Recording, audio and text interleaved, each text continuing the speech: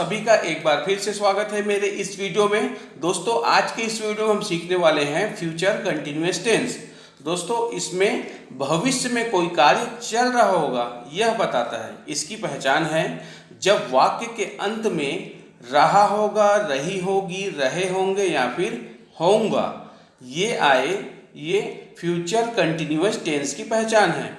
दोस्तों वाक्य की संरचना करने से पहले हमको चाहिए रहता है स्ट्रक्चर, जिसको हम फॉर्मूला कहते हैं। तो चलो उसको एक नज़र देखते हैं। सबसे पहले आता है सब्जेक्ट, सब्जेक्ट के बाद आता है विल बी, शैल बी, और उसके बाद आता है वर्ब का फर्स्ट फॉर्म, और उसके बाद हम उसमें आईएनजी लगाते हैं, और उसके बाद आता है ऑब्जेक्ट। तो दोस्तों सबसे पहले देखते हैं सब्जेक्ट। दोस्तों आई और वी के साथ हम शैल बी का प्रयोग करते हैं, और बाकी जो बचे सब्जेक्ट जैसे he, she, it, name, singular, you, they, plural, इन सभी के साथ विल बी का प्रयोग। लेकिन दोस्तों आज के मॉडर्न इंग्लिश में आई और वी के साथ शैल बी का प्रयोग नहीं करते, इसमें भी विल बी का प्रयोग करते हैं।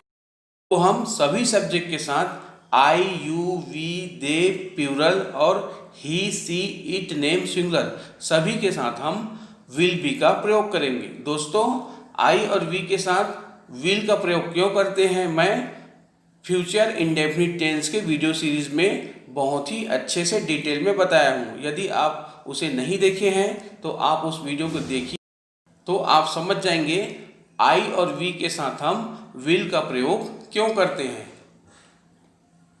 तो चलिए हम सभी सब्जेक्ट के साथ विल बी का प्रयोग करेंगे।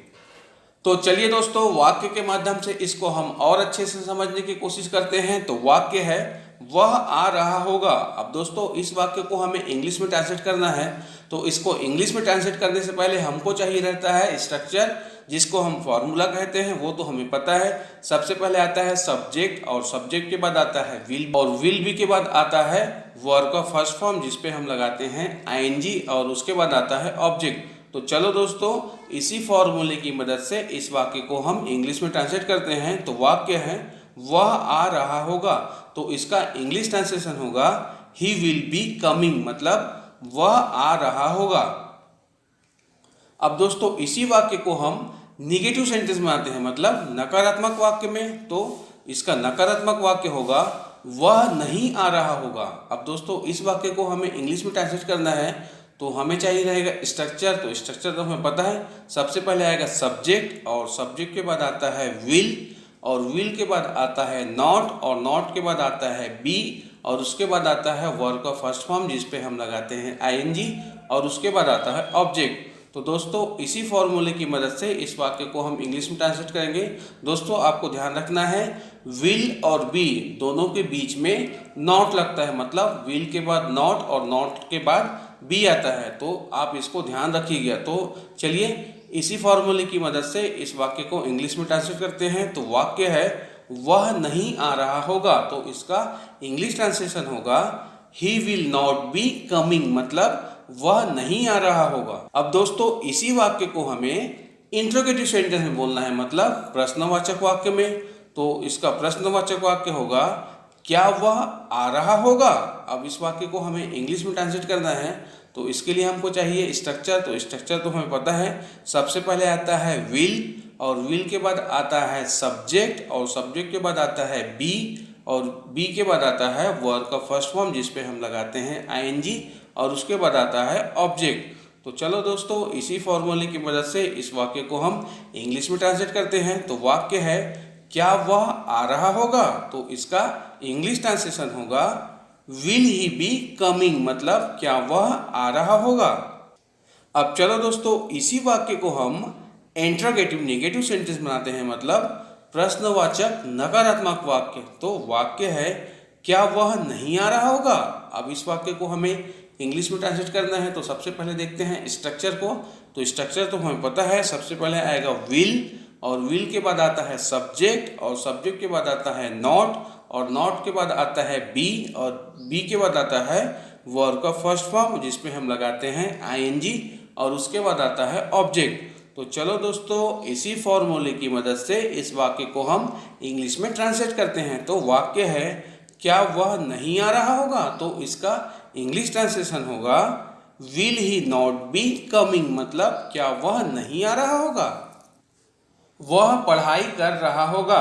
अब इस वाक्य को इंग्लिश में ट्रांसलेट करना है तो इसका इंग्लिश ट्रांसलेशन होगा ही विल बी रीडिंग, मतलब वह पढ़ाई कर रहा होगा। अब दोस्तों इसी वाक्य को निगेटिव सेंटेंस में बनाना है तो इसका निगेटिव वाक्य होगा वह पढ़ाई नहीं कर रहा होगा। अब इस वाक्य को इंग्लिश में ट्रांसलेट करना है तो इसका इंग्लिश ट्रांसलेशन होगा he will not be reading, मतलब वह पढ़ाई नहीं कर रहा होगा। दोस्तों अब इसको हम इंट्रोगेटिव सेंटेंस में आते हैं तो इसका इंट्रोगेटिव सेंटेंस है क्या वह पढ़ाई कर रहा होगा, तो इसका इंग्लिश ट्रांसलेशन होगा विल ही बी रीडिंग, मतलब क्या वह पढ़ाई कर रहा होगा। अब दोस्तों इसी वाक्य को हम इंट्रोगेटिव निगेटिव सेंटेंस में आते हैं, मतलब प्रश्नवाचक नकारात्मक वाक्य। तो वाक्य है क्या वह पढ़ाई नहीं कर रहा होगा, तो इसका इंग्लिश ट्रांसलेशन होगा will he not be reading, मतलब क्या वह पढ़ाई नहीं कर रहा होगा। वह कमरे की सफाई कर रही होगी। अब इस वाक्य को इंग्लिश में ट्रांसलेट करना है तो इसका इंग्लिश ट्रांसलेशन होगा she will be cleaning the room, मतलब वह कमरे की सफाई कर रही होगी। अब दोस्तों इसी वाक्य को हमें निगेटिव सेंटेंस बनाना है, मतलब नकारात्मक वाक्य में। तो वाक्य है वह कमरे की सफाई नहीं कर रही होगी, तो इसका इंग्लिश ट्रांसलेशन होगा she will not be cleaning the room, मतलब वह कमरे की सफाई नहीं कर रही होगी। अब दोस्तों इसी वाक्य को हम इंट्रोगेटिव सेंटेंस में आते हैं, मतलब प्रश्नवाचक वाक्य में। तो वाक्य है क्या वह कमरे की सफाई कर रही होगी, तो इसका इंग्लिश ट्रांसलेशन होगा will she be cleaning the room, मतलब क्या वह कमरे की सफाई कर रही होगी। अब दोस्तों इसी वाक्य को हम इंट्रोगेटिव निगेटिव सेंटेंस बनाते हैं, मतलब प्रश्नवाचक नकारात्मक वाक्य। तो वाक्य है क्या वह कमरे की सफाई नहीं कर रही होगी, तो इसका इंग्लिश ट्रांसलेशन होगा will C not be cleaning the room, मतलब क्या वह कमरे की सफाई नहीं कर रही होगी। बच्चे बगीचे में लुका छुपी का खेल खेल रहे होंगे। अब इस वाक्य को हमें इंग्लिश में ट्रांसलेट करना है तो इसका इंग्लिश ट्रांसलेशन होगा children will be playing hide and seek in the park, मतलब बच्चे बगीचे में लुका छुपी का खेल खेल रहे होंगे। अब दोस्तों इसी वाक्य को हम निगेटिव सेंटेंस में बोलना है, मतलब नकारात्मक वाक्य में।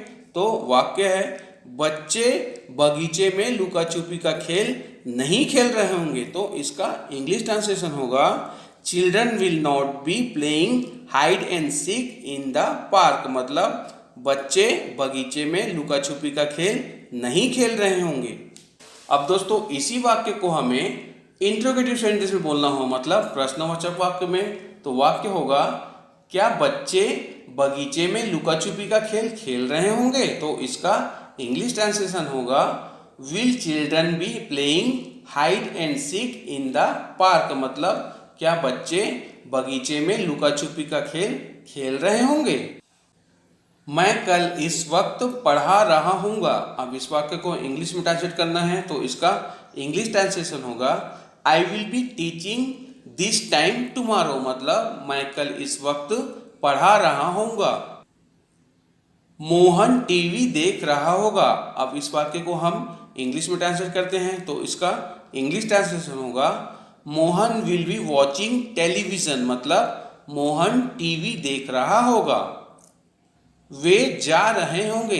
अब इस वाक्य को हमें इंग्लिश में ट्रांसलेट करना है तो इसका इंग्लिश ट्रांसलेशन होगा दे विल बी गोइंग, मतलब वे जा रहे होंगे। वह हंस रही होगी। अब इस वाक्य को हमें इंग्लिश में ट्रांसलेट करना है तो इसका इंग्लिश ट्रांसलेशन होगा सी विल बी लाफिंग, मतलब वह हंस रही होगी। वह पौधों को पानी दे रहा होगा। तो चलो इसको हम इंग्लिश में ट्रांसलेट करते हैं he will be watering the plants, मतलब वह पौधों को पानी दे रहा होगा। बच्चे खेल रहे होंगे तो इसका इंग्लिश ट्रांसलेशन होगा चिल्ड्रन विल बी प्लेइंग, मतलब बच्चे खेल रहे होंगे। चलिए दोस्तों कुछ WH इंट्रोगेटिव सेंटेंस भी बनाना सीख लेते हैं। तो वाक्य है वह खाना क्यों पका रही होगी। तो इस वाक्य को हमें इंग्लिश में ट्रांसलेट करना है, तो इसके लिए हमको चाहिए रहेगा स्ट्रक्चर, जिसको हम फॉर्मूला कहते हैं। तो सबसे पहले आएगा WH और WH के बाद आएगा विल और विल के बाद आता है सब्जेक्ट, सब्जेक्ट के बाद आता है बी और उसके बाद आएगा वर्ब का फर्स्ट फॉर्म जिस पे हम लगाएंगे ING और उसके बाद आता है ऑब्जेक्ट। तो चलो दोस्तों, इसी फॉर्मूले की मदद से इस वाक्य को हम इंग्लिश में ट्रांसलेट करते हैं। तो वाक्य है वह खाना क्यों पका रही होगी, तो इसका इंग्लिश ट्रांसलेशन होगा why will she be cooking food, मतलब वह खाना क्यों पका रही होगी, वह कल क्या कर रही होगी। अब इस वाक्य को इंग्लिश में ट्रांसलेट करना है, तो चलो इसको इंग्लिश में ट्रांसलेट करते हैं। What will she be doing tomorrow, मतलब वह कल क्या कर रही होगी, वह अपना काम कैसे कर रही होगी। अब इस वाक्य को इंग्लिश में ट्रांसलेट करना है, तो चलिए इसको इंग्लिश में ट्रांसलेट करते हैं। How will she be doing her work, मतलब वह अपना काम कैसे कर रही होगी। तो दोस्तों, ये था फ्यूचर कंटिन्यूअस टेंस। उम्मीद करता हूँ ये वीडियो आपको अच्छी लगी होगी। दोस्तों, यदि मेरी वीडियो आपको अच्छी लगी हो तो प्लीज़ आप इस वीडियो को अपने सभी दोस्तों को शेयर कीजिए, जिससे वो भी फ्यूचर कंटिन्यूअस टेंस को आसानी से समझ पाएंगे। तो दोस्तों, आज की क्लास हम यहीं समाप्त करते हैं, मिलते हैं नेक्स्ट वीडियो में। तब तक के लिए बाय बाय, टेक केयर। दोस्तों, वीडियो अच्छी लगी तो वीडियो को लाइक कीजिए और यदि आप हमारे चैनल पर नए हैं तो हमारे चैनल को सब्सक्राइब कीजिए और बेल आइकन को भी प्रेस कीजिए, जिससे हमारी आने वाली नई वीडियो की नोटिफिकेशन आपको बराबर समय पर मिलती रहेंगी।